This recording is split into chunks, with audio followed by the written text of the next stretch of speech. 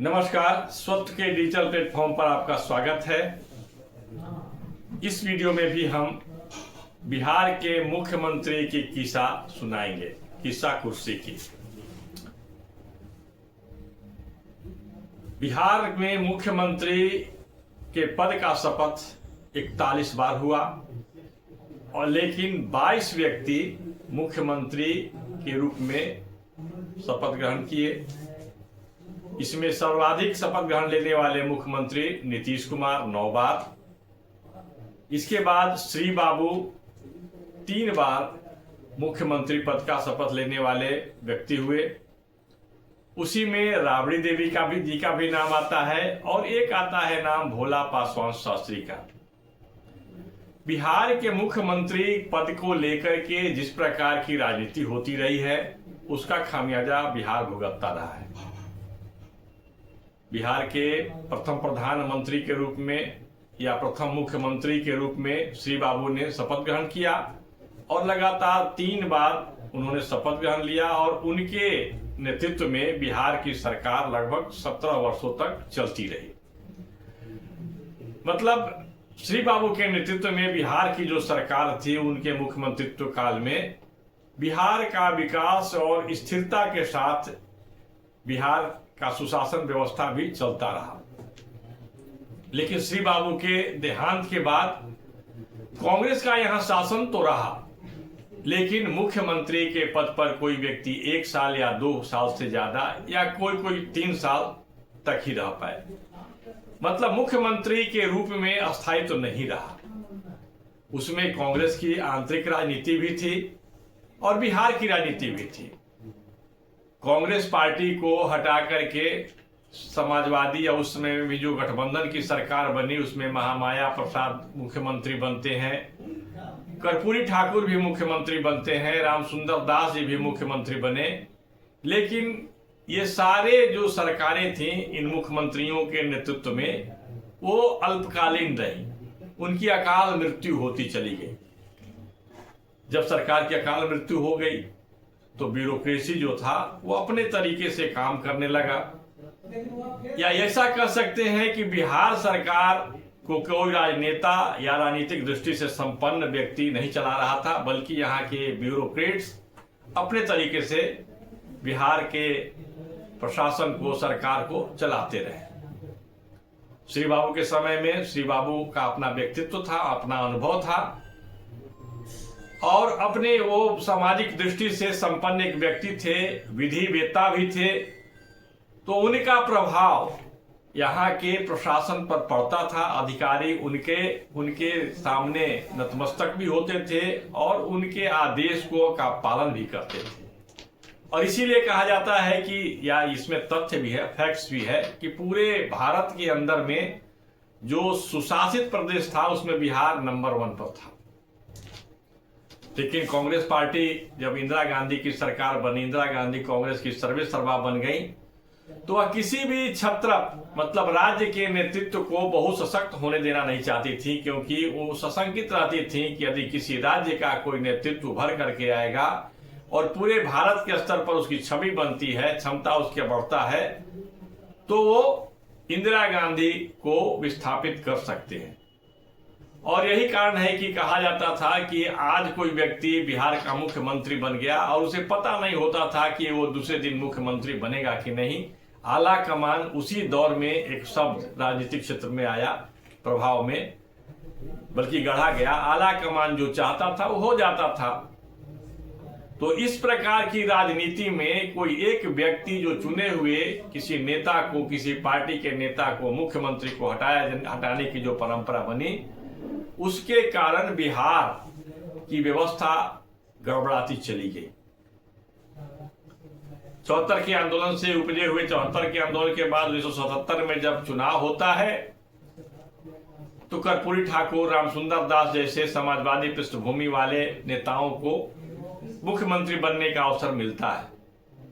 लेकिन राजनीतिक रूप से अस्थिरता कायम रही और इनके नेतृत्व में बनी समाजवादी या कह सकते हैं जनता पार्टी की सरकार भी अल्पकालीन रही, उसकी अकाल मृत्यु हो गई।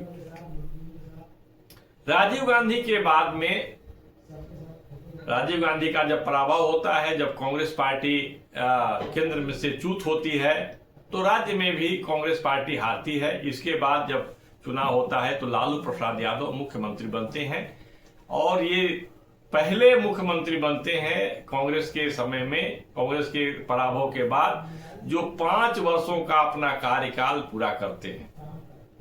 लेकिन इन्हें भी कई प्रकार के अवरोधों का सामना करना पड़ा, बल्कि इनकी व्यक्तिगत महत्वाकांक्षा भी कुलाचे मारती रही और व्यक्तिगत महत्वाकांक्षा के लिए उन्होंने जो राजनीति चलाई, जो उनकी लालू स्टाइल ऑफ पॉलिटिक्स जो हुआ यहाँ, उसमें सरकार को कि अपने समर्थन वाली पार्टी के विधायकों को भी तोड़ करके अपने में मिला लेना और किसी भी प्रकार से अपनी सत्ता को बचाए रखना। मतलब लालू प्रसाद यादव इस अर्थ में इंदिरा गांधी के पर्यायवाची हुए या इंदिरा गांधी का एक संस्करण ही हुए।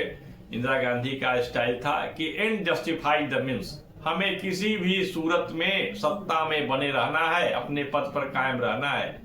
लालू प्रसाद यादव ने इंदिरा गांधी के इस पॉलिसी, इस नीति को अंगीकार ही नहीं किया, बल्कि बहुत ढंग से, बहुत तरीके से उन्होंने इसे लागू भी किया, अपनाया भी, इसे व्यवहार में भी उतारा। लालू यादव के नेतृत्व में जनता दल से राष्ट्रीय जनता दल बना और वो फिर से चुनाव जीते और दूसरी बार मुख्यमंत्री पद का शपथ लिया। लेकिन भ्रष्टाचार के आरोप में बुरी तरह से घिर जाने के बाद केंद्र में उनके समर्थन के सरकार के बावजूद इन्हें इस्तीफा देना पड़ा और उनकी पत्नी राबड़ी देवी, जो कि एक निहायत घरेलू महिला थी, राजनीति और कामकाज की कोई समझ नहीं थी, वो बिहार की मुख्यमंत्री बनती हैं और लालू यादव से ज्यादा 3 बार वह मुख्यमंत्री पद का शपथ लेती हैं राबड़ी देवी जी। इसके बाद 2005 में फिर लालू यादव राष्ट्रीय जनतांत्रिक गठबंधन, जिसे एनडीए कहते हैं, इसके नेतृत्व में चुनाव होता है नीतीश कुमार के नेतृत्व में और नीतीश कुमार मुख्यमंत्री पद पर आसीन होते हैं। पहली बार तो वो 2000 में मात्र 7 दिनों के लिए, 1 सप्ताह के लिए मुख्यमंत्री बनते हैं, इस्तीफा दे देते हैं और विधानसभा में लालू प्रसाद यादव के समक्ष उनके जो शैली है उसका पूरा बखिया उधेड़ करते हैं और इसका प्रसारण भी कराते हैं पूरे भारत में, पूरे देश में, पूरे भारत विश्व में कहिए। इसके बाद 2005 में जब मुख्यमंत्री चुनाव होता है तो पहले चुनाव में हंग असेंबली हो जाता है, बुरी तरह से किसी की सरकार नहीं बनती है। 6 महीने बाद, मार्च में चुनाव के बाद फिर नवंबर में चुनाव होता है, तब मुख्यमंत्री के रूप में नीतीश कुमार अस्थायी रूप से काबिज हो जाते हैं। लेकिन नीतीश कुमार की अपनी शैली थी, अपनी नीति है, अपना उनका हनक है, अपना उनका मिजाज है। नीतीश कुमार ने कई बार इस्तीफा दिया और कई बार मुख्यमंत्री पद का शपथ लिया। 9 बार इस्तीफा दे करके और मुख्यमंत्री का बार बार शपथ लेने का रिकॉर्ड नीतीश कुमार ने कायम किया। अस्थायी तो रहा, लालू यादव और राबड़ी देवी के सरकार में भी सरकार रही, लेकिन बिहार का जो विकास की गति थी वो बिल्कुल थम गई। विकास के लिए जो आवश्यक जो बातें होती है, सड़क, बिजली, विधि व्यवस्था, लॉ एंड ऑर्डर, इसकी भारी कमी रही। इसके बाद नीतीश कुमार आ जाते हैं। नीतीश कुमार का प्रथम कार्यकाल को लोग संतोषजनक मानते हैं। कम से कम मोटरेबल सड़कें हो गई, बिहार की सड़कों पर चलना आसान हो गया, गाड़ियां चलने लगी, विधि व्यवस्था भी पटरी पर लाई गई, किसी का अपहरण रुक गया, जो नरसंहार होते थे वो लगभग थम गया, रुक गया। वैसे छोटे मोटे अपराध तो होते हैं, अपराध को बिल्कुल रोक पाना ये बिल्कुल असंभव जैसा बात होता है, अपराध हो रहे हैं। लेकिन उस कालखंड में जो बड़े नरसंहार होते थे, साल में 5, 7, 10 बड़े नरसंहार हो जाते थे, जिससे बिहार की बदनामी होती थी और यहाँ के जो उद्योगपति थे, व्यापारी थे, व्यवसायी थे, यहाँ तक कि कोचिंग संचालन करने वाले, अच्छे बड़े कोचिंग संचालक थे, सारे विद्यालय में बड़े बड़े स्कूल चलाने वाले लोग, इनका भी अपहरण की बातें होती थी, चिकित्सकों का भी अपहरण हो जाता था। तो एक अलग माहौल था, उस माहौल से थोड़ा त्राण मिलता है। लेकिन बिहार में लोगों के रहने की थोड़ी सुविधा हो गई है, लेकिन रोजगार की आज भी कमी है। सड़कें बन गई हैं, बिजली भी रह रही है, गांव में बिजली रह रही है, लेकिन उस बिजली और सड़क संसाधन का उपयोग करके जिस प्रकार के रोजगार की व्यवस्था होनी चाहिए थी कौशल विकास के माध्यम से, उसकी अभी कमी है। तो बिहार ने मुख्यमंत्री के तौर पर, बिहार के मुख्यमंत्री की किस्सा कैसा था कि आज मुख्यमंत्री हैं, कल मुख्यमंत्री नहीं रहेंगे। फ्लोर टेस्ट की आवश्यकता नहीं है, हाला कमान का आदेश हो जाता था, आप इस्तीफा दे दीजिए, मुख्यमंत्री पर बैठा हुआ व्यक्ति इस्तीफा दे देता था। इस प्रकार से मुख्यमंत्री को बनाने और हटाने वाली जो राजनीति थी उसने बिहार का बंटाधार कर दिया। फिर संगठन को दरकिनार करके अपने मन मस्तिष्क से, अपने मन मिजाज से सरकार का संचालन करने वाली जो राजनीति थी लालू प्रसाद के नेतृत्व में, उसने भी बिहार का और ज्यादा बंटाधार किया। लेकिन बिहार को के संदर्भ में यदि अध्ययन किया जाता है तो यहाँ सरकार की पूरी व्यवस्था नौकरशाहों के चंगुल में रहती रही है। और नौकरशाह तो नौकरशाह होते हैं, उनकी मानसिकता जिस प्रकार की गढ़ी जाती है उसे कॉलोनियल माइंडसेट कहते हैं, औपनिवेशिक मानसिकता कहते हैं। उस मानसिकता के नौकरशाहों का निर्माण अंग्रेजों ने किया था ताकि यहाँ के संसाधन का दोहन किया जा सके। उस प्रकार की मानसिकता आज भी बिहार के अंदर में जीवित है। यहाँ के कार्यालयों में देखी जाती है बातें, बहुत सारी सच्चाई बातें हैं। लोग कहते हैं, आरोप भी लगता है कि बिहार अभी जो लालू प्रसाद यादव के बाद वर्तमान के सरकार में भ्रष्टाचार चरम पर है। ये सच्चाई है। चुनाव होने वाले हैं, ऐसे अवसर पर इन सारी बातों पर भी चर्चा होनी चाहिए। आज के वीडियो में बस इतना ही। नमस्कार।